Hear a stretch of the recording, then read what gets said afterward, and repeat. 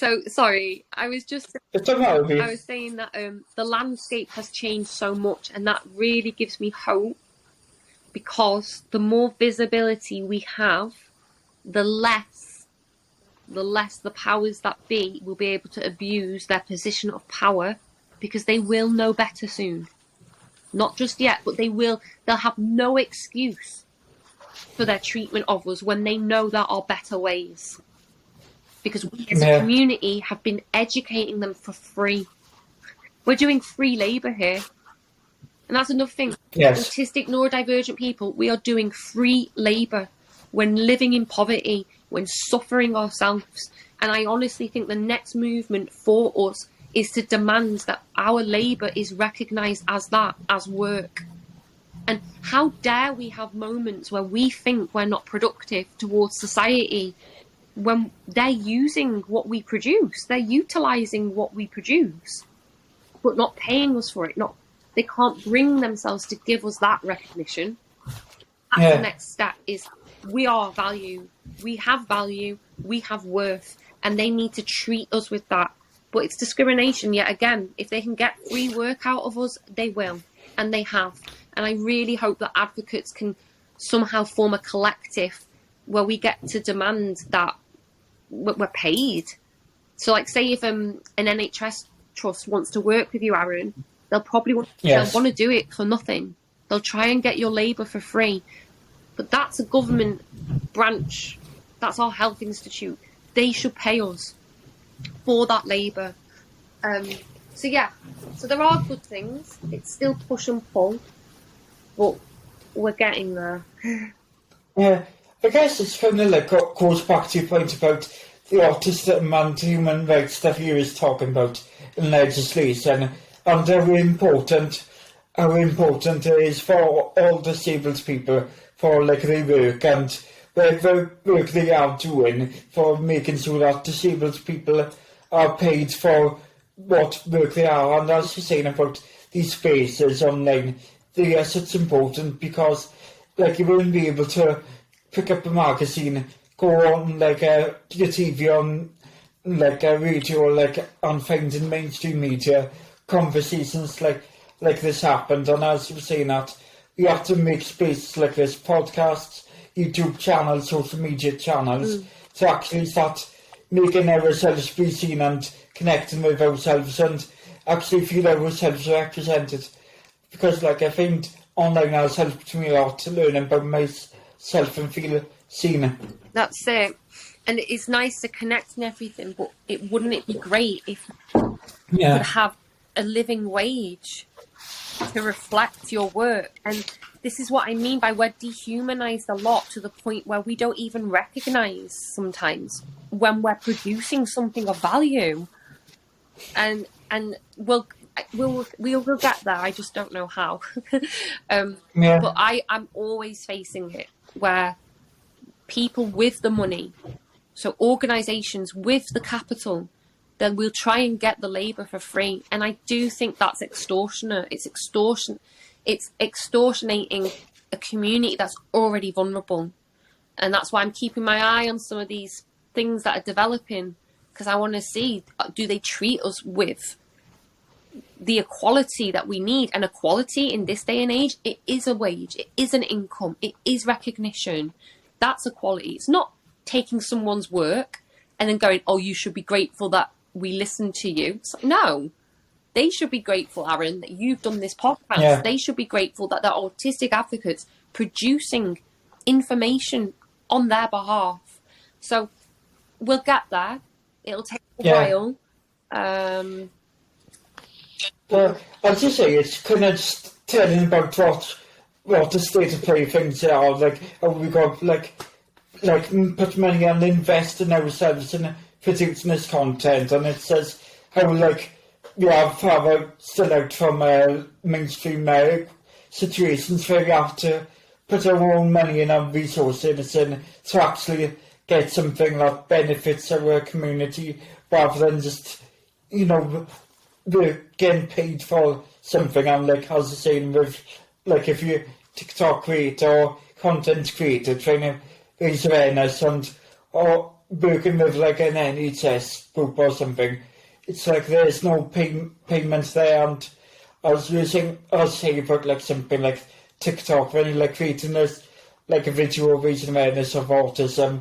If you got so many different views, clicks, likes, in a way, like, and like YouTube, you don't get cut off like what money you help them get from advertisement. So together, that's an issue for disabled content creators, and as you were saying. That's it, and as long as we're not paid for our labour, so as long as we're producing free labour, they rob us of our autonomy, because financial support is autonomy. That's a pathway to living an autonomous life. So if we're talking about autonomy, pay is so important. I honestly believe that every advocate who is positioned to work with an organisation should be offered payment immediately. But that's not what's happening. And I'd be very interested to try and speak to advocates about their experience of doing labour, but with no pay, and having a conversation on how that does rob us of our autonomy, and it keeps us in a class system. It keeps us near the poverty line. It's all about trying to keep the powers that be in their place and us in our place. And even if we are making an advance, we still can't make the advance that we need in modern day civilization. So it's valuing disabled people, valuing our work, valuing our worth, pay us for our job. And I honestly, I really hope to see more advocates speaking about that in the future.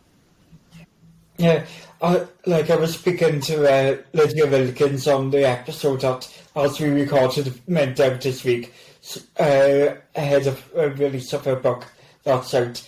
And she was saying that, as I ask people, what one thing you would like to see change for the better for neurodivergent and disabled people, and she was saying about the cost of disability crisis, and for that, it's like then disabled people now burdened with the cost of living crisis on it.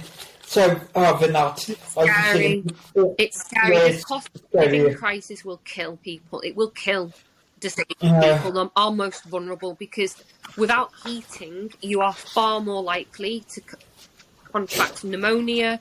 Your body and your brain function is compromised at only 10 degrees. These are scientific studies, so we know that cold homes kill. And if you're vulnerable already from a disability predisposition, that poverty may kill you. So this is why it is an absolute issue that we need to be talking about. We need to finance lives, which is heating, food, water, electricity. Without it, I don't want to think what could happen, but yeah.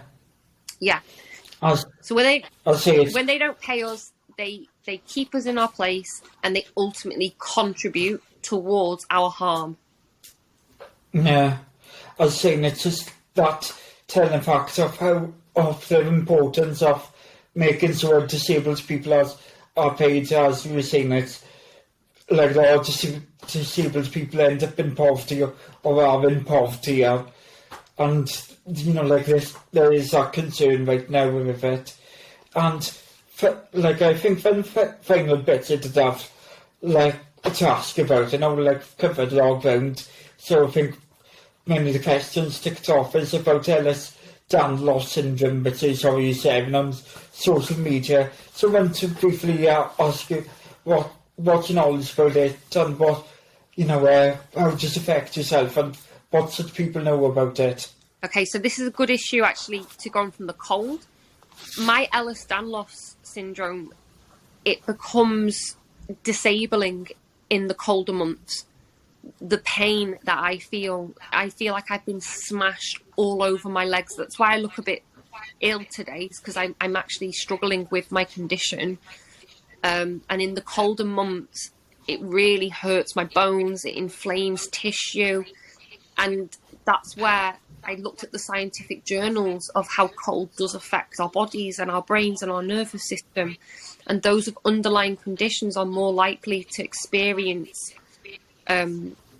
huge collapses in their health, huge regressions in their health, or are at risk of a fatality. So it is an issue for the disabled community, the cold winters and cost of living. But in the warmer months, I'm able to manage my condition a lot better. I used to be in a wheelchair because of it. And this is the thing with Elhers Danlos. I've had Elhers Danlos my whole life. Again, I didn't know. I only found out when I was 30 that I was hypermobile, and I have a collagen disorder. So Elhers Danlos, my collagen is too loose. It's too stretchy. So I can literally pull all my skin like a blanket, and my tendons, they stretch like that as well. So all my joints are double jointed. They're too flexible. It means a hip can come out of place. It means my shoulder comes out of place. But I'm able to manage that now because I've spent 4 years of physiotherapy, which felt like torture at first. It really did. At first, it was very small rehabilitative physio. And now I've gotten to the place where I'm finally at the gym. I do yoga, I do roller skating. But there's days where I can't do any activity, but I have to balance it. I cannot lose the muscle I've gained. If I lose the muscle that I've gained, I will dislocate everywhere again. So the stronger my body is and the more muscle I've got for my tendons to stretch over, the better for me. But Elhers Danlos, it affects my joints. It's the most obvious for people to see. But it affects my nervous system, affects my digestion. It chronically affects my fatigue levels. And I do dislike it. I gotta say, I dislike being in bed in pain. I dislike being bedbound. I dislike having a disability because of the suffering it causes me, and because no one understands it. So I just now keep it to myself with the Elhers Danlos. I don't even bother trying to explain it to people because they end up treating me a bit differently. So if I can hide it, I will. But Elhers Danlos is a condition that you can completely degenerate under. And that's what happened to me. I degenerated, I collapsed. I had no muscle. I had no core strength. I couldn't even stand upright without a crutch. And I feel fortunate to have rehabilitated myself, but I do wonder, what would my life be like if I was still reliant on the chair and on the crutch? And I can answer that. My life would be very difficult because of how people treat you when you're disabled. So I'm still Sara. Doesn't matter if I'm in the chair or not in the chair, I'm Sara. But people will treat me so differently for being visibly disabled. And it's just so weird. So much hatred. I got so much hate for being a wheelchair user, and I got so much hate for having to have physio, for having the disability.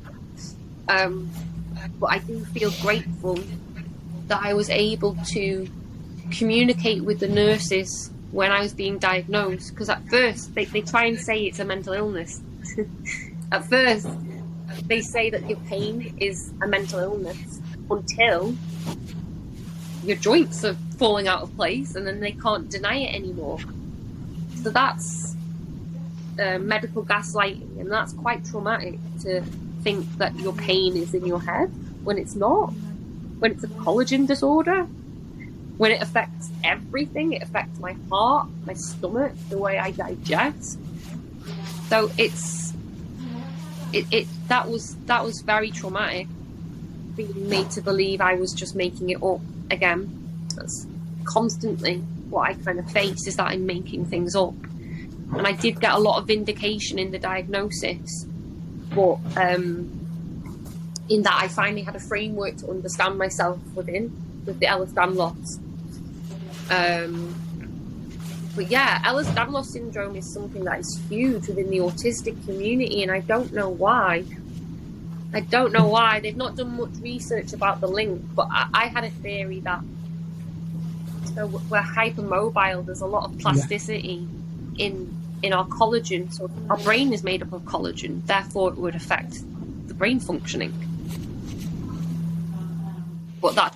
Yeah, I thought it would be like an important one to touch upon because, you know, lots of people who are autistic to have the condition, and I find it's one of those conditions with in the more mainstream population, it's not really known and talked about, and like, so far it would be quite interesting to delve on in and touch upon it and how it can affect yourself. And I know it's one of those disabilities that, you know, it won't affect you the same always, you know, in a different way, if you know what I mean. Because, you know, you said from one time you were like physically disabled with, like, okay, looked physically disabled with it to person, and now, like, it could be like able pass, and like, yeah, so there's that there. So if I'm now passing again.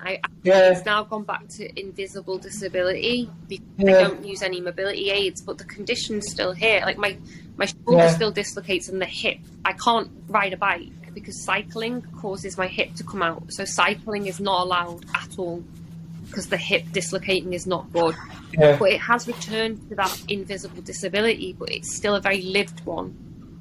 Yeah, because you would still have the pain, and, you know, the days where, like, you might be more, you know, like, able to go to the gym and that, and I guess some days you have the pain and you probably, like, body's not, like, needing a bit more of a rest, having all the intense physical activity. And so that's what the mind's like. The mind needs that too, and it needs that activity and respite, activity and respite, activity and respite.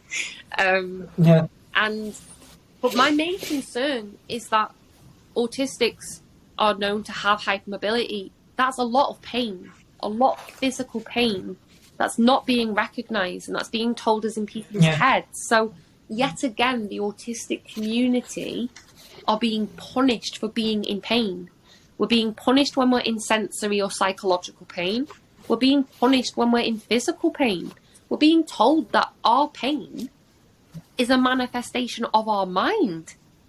That's gaslighting. And it's dangerous because we then have no autonomy over our own body, over our own disability, and how to self-care because we're being told it's not real. And that's what this community, the autistics, have suffered needlessly, is systemic medical gaslighting at every turn. At every turn, without them ever looking at the root causes. Yeah, as you're saying about like the autistic people, we have like just often described as different pain intolerances and different pains like sensitivities. Then, as I was hinting at, you know, there's often like a interest for people to understand what that difference and difference in toleration is. That's it. And like I do think like I find like you know, like you have like knees that can move out of place and like hypermobile like thumbs and stuff like that. So like I know like I got like some hypermobile hands, but it's like apart from that, I'm not sure more on it. But it's like fascinating to learn a bit more because like on how autistic people experience that, you know. But that's it. Look, hypermobility is a spectrum within itself. Yeah. So there'll be varying degrees, and it can change a person's life. So, did you say your knees? Yeah. Mine knees. So that's it, and it's that physical pain. So I get genuinely upset when I think about the autistic people who are carrying that pain and who are punished for trying to access help or are not believed for being in that pain. That really worries me because that's suffering. That's just suffering. And some acknowledgement can go a long way. Acknowledgement can go a long, long way, which is you do have this condition, here's how we can manage it. But we can't manage it if we don't know we have it. Yeah. It's about autistic healthcare. Yeah, definitely about autistic healthcare. But it's like a thing for me, like sometimes, you know, it can also be like either like injured but not noticed like we're in pain with it because like remember before, like, when he was in school, like, spanked my uncle, and like for 3 hours, I thought, now I'll be alright. But at lunchtime, he only realised I must have been in quite a bit of pain with it, because it felt like with the pain it was going to faint or something, or like started seeing a bit of edge. But it's like certain things like that I find less sensitive to pain. So I think the autistic experience of pain really differs. That's it. But sometimes we become less sensitive to pain because we've had to disassociate from it in order to carry it. But the pain is still there. So we become hyper or hypersensitive to pain, and we don't have any control of whether it's going to be hypersensitive or hypo today. But the pain is there. And we are consciously sometimes having to shut ourselves down from our own body to manage that pain, and that's disassociation. That produces mental health complexities, being in pain all the time. But absolutely, it's remarkable to me what pain I can take and what pain I can't. So I broke my knee. I broke my knee doing roller skating, and it was really awful pain. It was up there with one of the most painful physical experiences I had. However, I was so scared of NHS professionals and the police and anyone in authority that I did not take myself to hospital, and I had to self-heal a broken knee. And then eventually I went to my doctors, and they were like, "You fractured your knee. The bone is now up here." And they were like, "Why did you not come immediately? We needed to operate this immediately." And I was like, "Because I was worried that you'd say it was in my head." They're like, "Yeah, but it's a broken knee." I'm like, "Yeah, but I was worried you would tell me that I've not broken my knee and it's all in my head and I just need to go away." So I looked after it myself, and they were like, I could see they looked sorry. I could see they looked a bit bad. They were like, "You've broken your knee. How can you not know if you're in pain or not?" And that's because I've been gaslit so bad throughout my whole life that I don't know. I genuinely don't know. That's what gaslighting does. It makes you not know. It makes you have no autonomy over your own body. So to me to have autonomy that day, for me to have autonomy would be for me to take myself to A&E with the broken knee and ask for help. And for me to have faith that my knee would be treated like any other human. But because I'm autistic, there is that risk that when I get there, they could tell me it's not a broken knee. If it was a broken knee, I wouldn't be able to talk. I wouldn't be able to breathe. Yeah.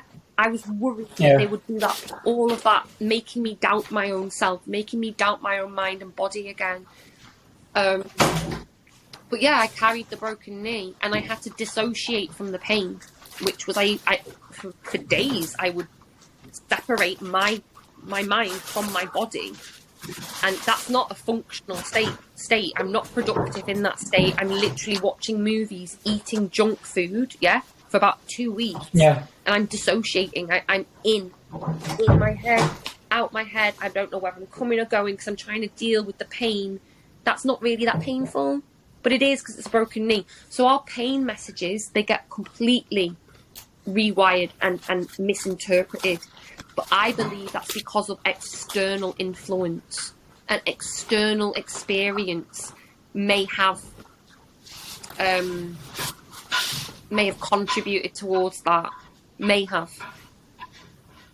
Yeah, as you were saying, it's like that negative experience kind of gives you that feeling that whether you're going into like a doctor's room and you're all like, into like an A&E department, you're left to that space, not knowing what type of quality of health care and support you're going to get that day, because it could be addressed with like a lovely person and one of the most kindest people, or it could be addressed with like somebody who's quite perhaps who's not ready to listen to you, and you don't know, can't be, like if you're in pain to, or like injured, to like deal with that and face that uncertainty of not knowing what type of health service you're going to get.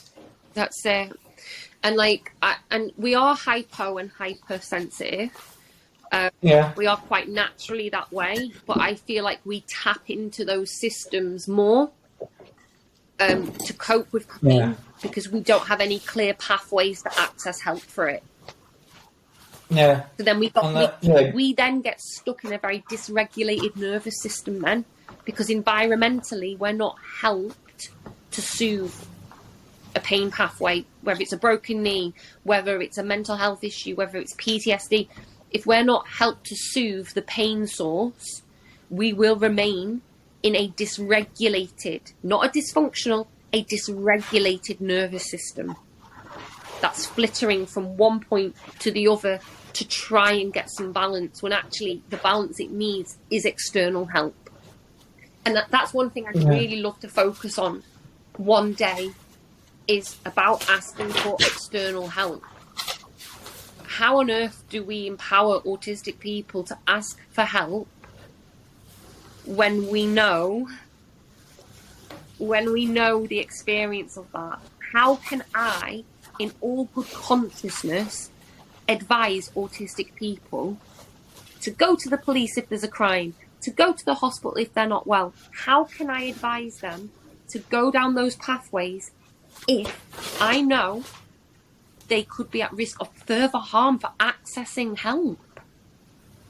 I can't in good consciousness do that. And then I'm stuck. I'm stuck in a bind of my own activism then, which is I know what they need to do, but I can't do it because this world is not set up for that. There's someone at my door. 1 second. Yeah, okay. Oh, they're going. That's cool. I think they're just posting. Right.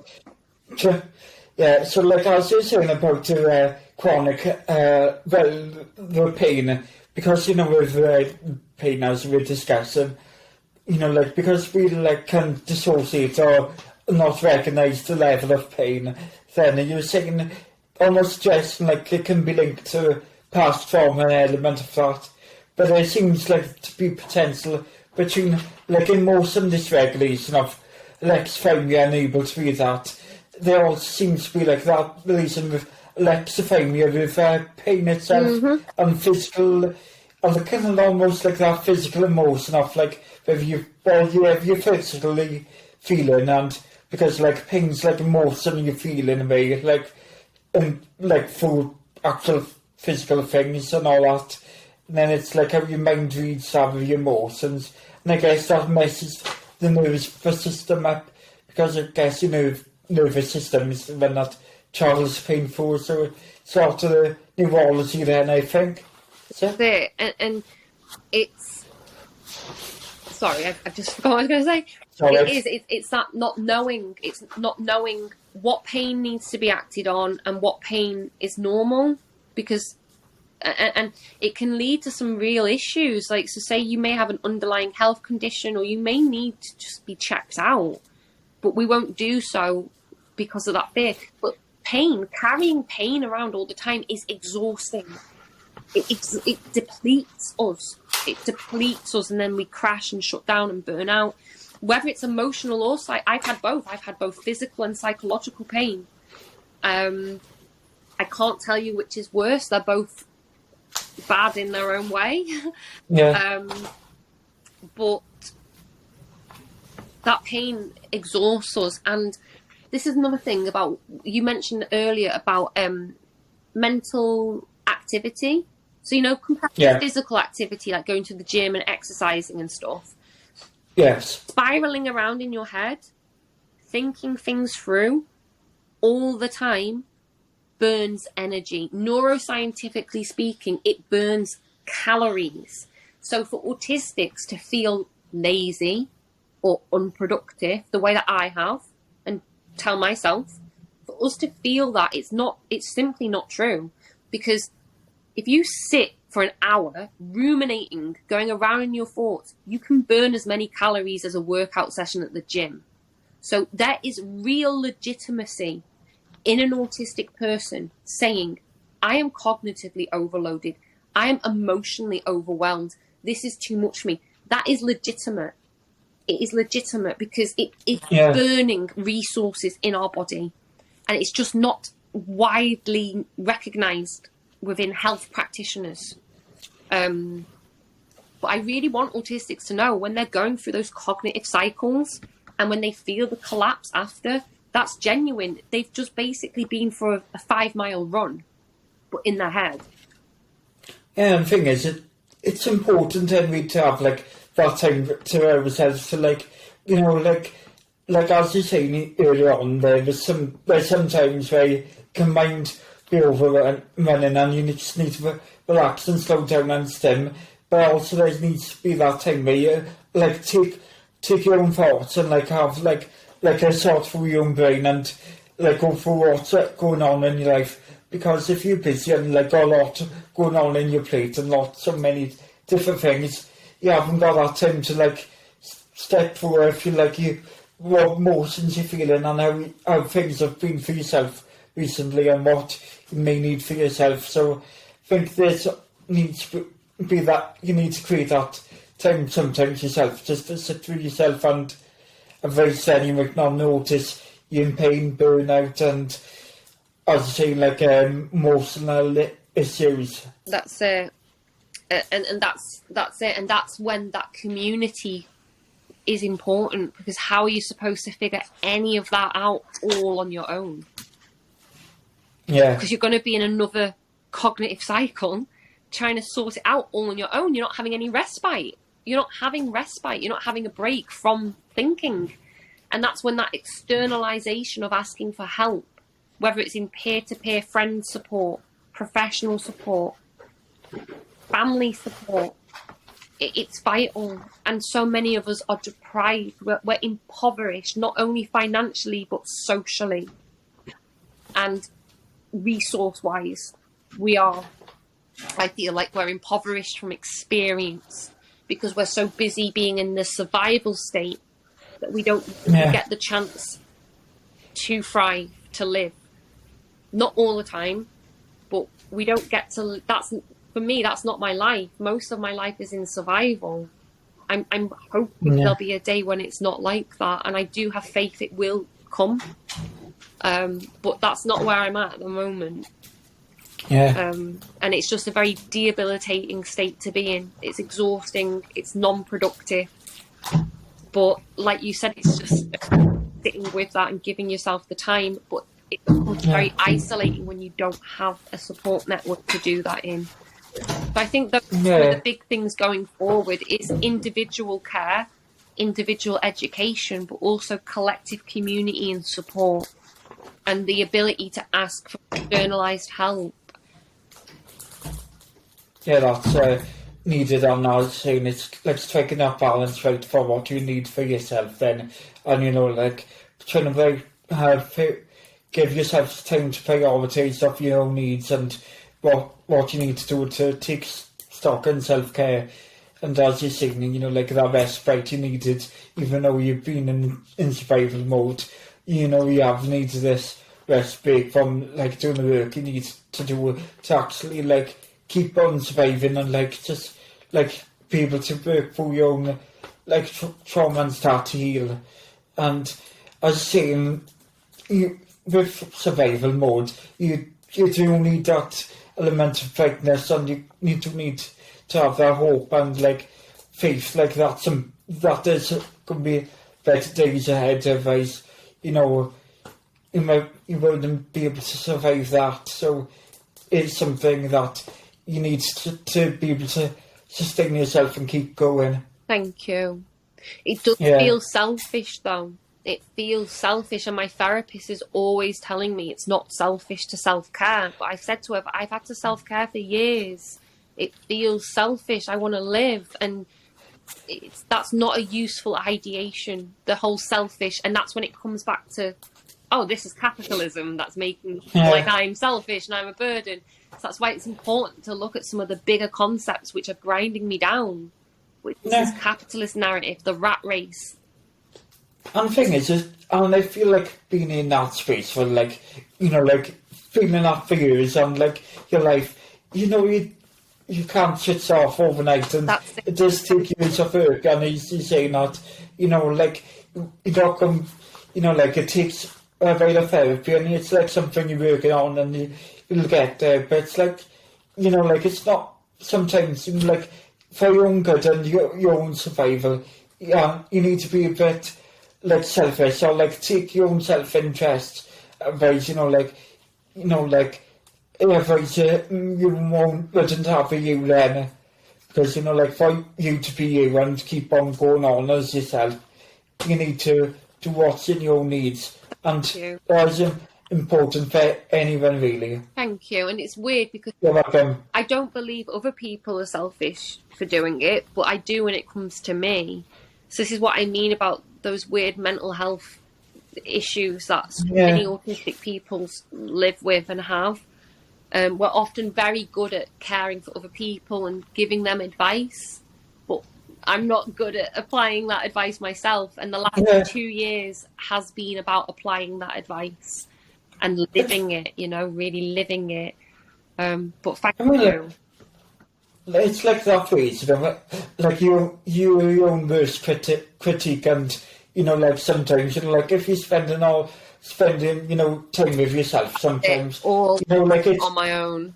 Yeah, it's easy to, like, almost, like, beat yourself up if you know, but it just, like, takes your time just to, like, you know, relax and ground yourself, and, you know, work through all that, you know. Thank you. You're welcome. And, like, I feel like we've been chatting for plenty of while, so, like, I think we may as well soon to wrap this interview up, because we've managed to probably quite, you know, exhausted by it, and could do with a drink. Yeah. Well, I'd love to come back next year, if that's okay, because I feel like I'll be in a much stronger position next year. And I am sorry I've not been able to really answer the questions that great today, but I'd love to come back another time and carry on this conversation with you. I really have been enjoying this conversation, and I will welcome you back whenever you want to. But is there final bits you want to, like, say, promote, or, like, tell people to follow you? No. Well, what do you mean? Sorry, for next. Oh no, like, no, you know, like, for, like, I would include, like, I can, oh, bloody hell.